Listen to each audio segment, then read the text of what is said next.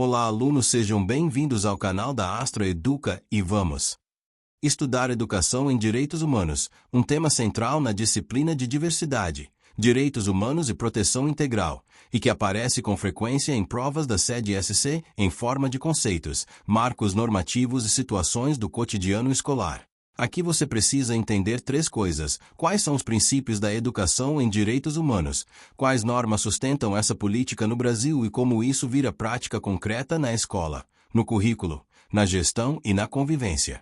Educação em Direitos Humanos, ou EDH, é um processo permanente de formação voltado para a construção de uma cultura de direitos. Não é um conteúdo isolado, nem um projeto de uma semana. É uma orientação para o currículo e para a vida escolar, com o objetivo de promover dignidade humana, igualdade, respeito às diferenças, participação democrática, responsabilização e enfrentamento de todas as formas de violência e discriminação. Em prova, a banca costuma cobrar a ideia de que direitos humanos não são opinião. São um conjunto de direitos reconhecidos em documentos nacionais e internacionais, que orientam políticas públicas e o funcionamento das instituições, incluindo a escola. Começando pelos princípios, o primeiro é a dignidade da pessoa humana, que no Brasil é fundamento constitucional.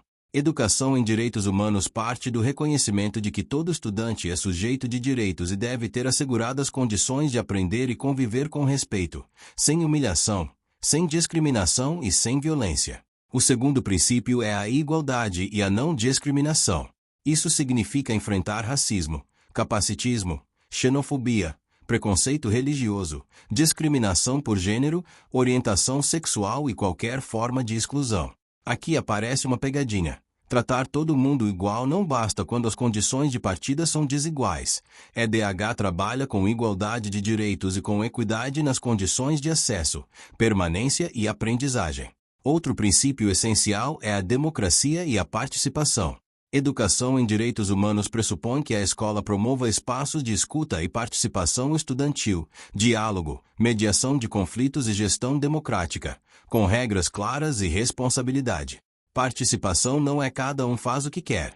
É aprender a deliberar, argumentar, respeitar o outro e construir decisões coletivas. Também é princípio a laicidade do Estado, que na escola pública significa respeito a todas as crenças e não crenças, sem proselitismo e sem imposição religiosa. A laicidade não é combate à religião, é garantia de liberdade de consciência e igualdade de tratamento. Agora os marcos normativos.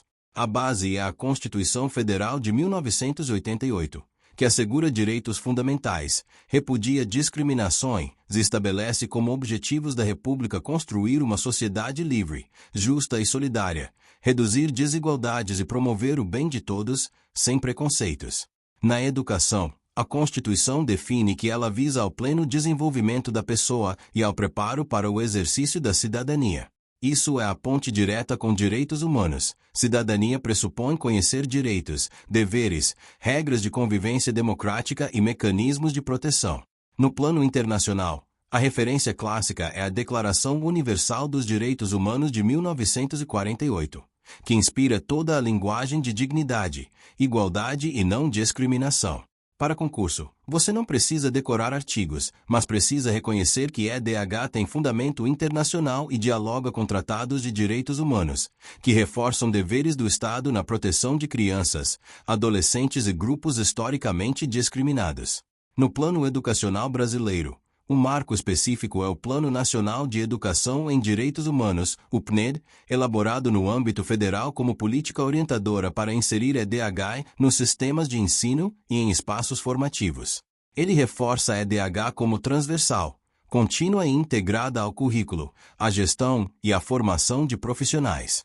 Outro marco importante é o Programa Nacional de Direitos Humanos, especialmente o PNDH3, instituído por decreto federal, que consolida diretrizes de promoção e defesa de direitos e reforça a educação e a cultura de direitos humanos como eixo de ação do Estado. No âmbito do Conselho Nacional de Educação, um documento muito cobrado é a Resolução CNE-CP número 1 de 2012, que estabelece diretrizes nacionais para a educação em direitos humanos. Esse é o ponto de prova mais direto quando a banca quer marco normativo educacional. As diretrizes indicam que EDH deve estar presente nos currículos, nos projetos pedagógicos, na formação inicial e continuada de profissionais, e no cotidiano das instituições, articulando conhecimento, valores, atitudes e práticas. A banca costuma testar a ideia de transversalidade. EDH não é só tema de história ou sociologia, deve atravessar as áreas e também a forma de convivência e gestão. Além disso, entram marcos normativos que se conectam diretamente ao cotidiano escolar e aparecem em questões situacionais. O Estatuto da Criança e do Adolescente, o ECA, reforça a criança e o adolescente como sujeitos de direitos e a doutrina da proteção integral, com prioridade absoluta. Isso significa que a escola tem dever de prevenção de violências, de acolhimento e de encaminhamento pela rede quando houver violação. A LDB organiza a educação nacional e reforça princípios de liberdade, respeito e tolerância.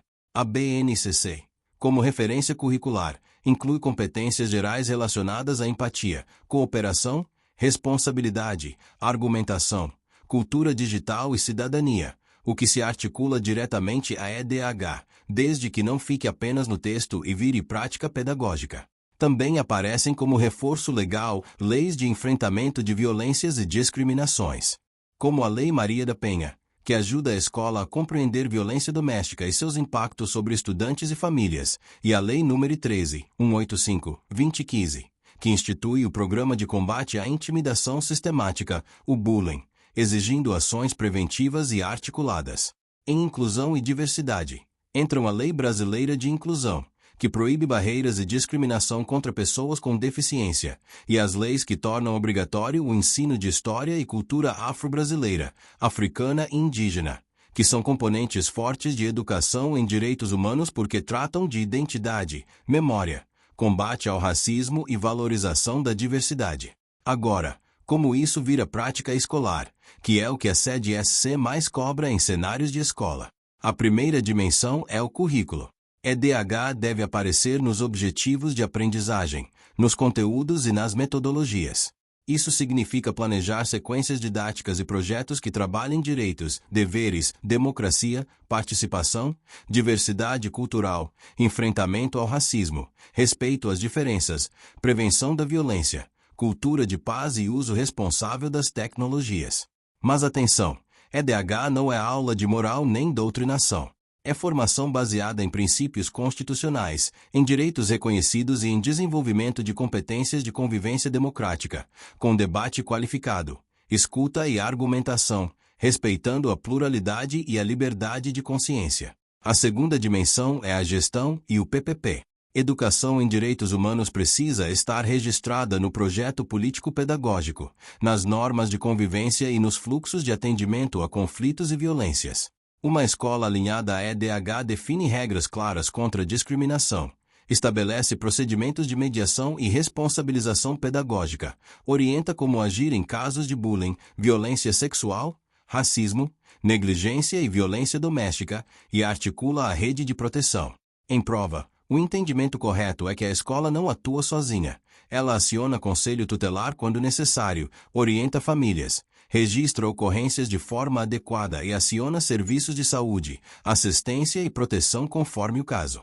Proteção integral é parte da EDH. A terceira dimensão é a convivência e o clima escolar. EDH se expressa na forma como a escola trata o estudante, sem humilhação, sem exposição indevida, com escuta responsável, linguagem respeitosa e expectativas altas para todos. Práticas coerentes incluem assembleias de turma quando a escola utiliza esse recurso, círculos restaurativos quando a política é implementada, mediação de conflitos, incentivo a grêmio estudantil, conselhos escolares atuantes e participação da comunidade. O importante para a prova é entender que conflito é parte da vida escolar, mas violência não é. EDH ensina a lidar com conflitos com diálogo, regras e responsabilização, prevenindo escalada para agressões e violações. A quarta dimensão é a formação e a postura profissional. Educação em direitos humanos exige formação continuada dos profissionais para reconhecer preconceitos, identificar sinais de violência, agir com ética e conhecer fluxos de encaminhamento. Também exige que o servidor público atue com impessoalidade, legalidade e respeito, porque a violação pode acontecer por omissão, por negligência institucional ou por práticas discriminatórias.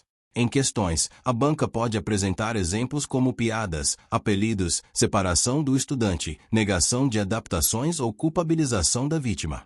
A resposta coerente com o EDH é reconhecer isso como violação de direitos e exigir intervenção pedagógica e institucional.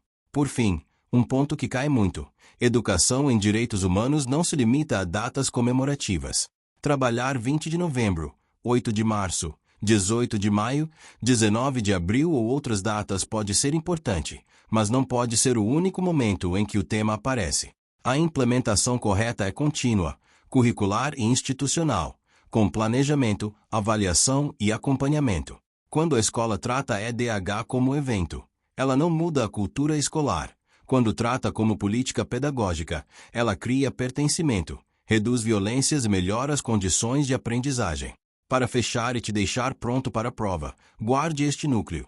EDH é formação permanente para uma cultura de direitos, baseada em dignidade, igualdade, não discriminação, democracia, participação e laicidade. Os marcos normativos principais são Constituição de 1988, ECA, LDB, BNCC como referência curricular, PNED, PNDH3 e as Diretrizes Nacionais para a Educação em Direitos Humanos do CNE, além de leis de enfrentamento a violências e discriminações.